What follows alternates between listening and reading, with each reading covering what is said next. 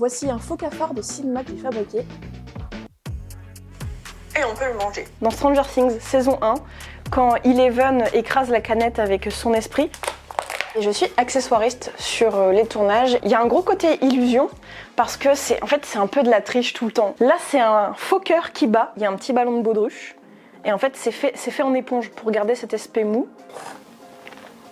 On fait du faux avec l'alimentaire parce que déjà ça va périmer. Il y a une question de gaspillage. On va tourner une séquence de petit déjeuner qui va durer 8 heures. Donc les aliments tournent et ça pue quoi.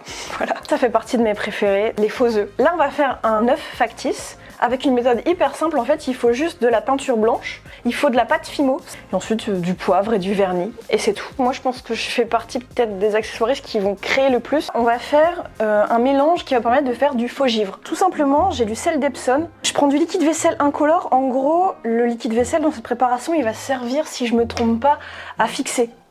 Donc il y a un coup à prendre, hein. Parfois on n'y arrive pas du premier coup. On prend un sèche-cheveux et c'est parti.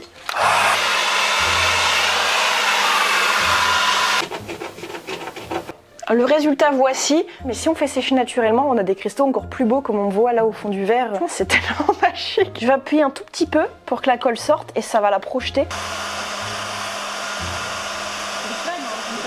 Ça fait cet effet toile d'araignée. Je trouve ça fantastique.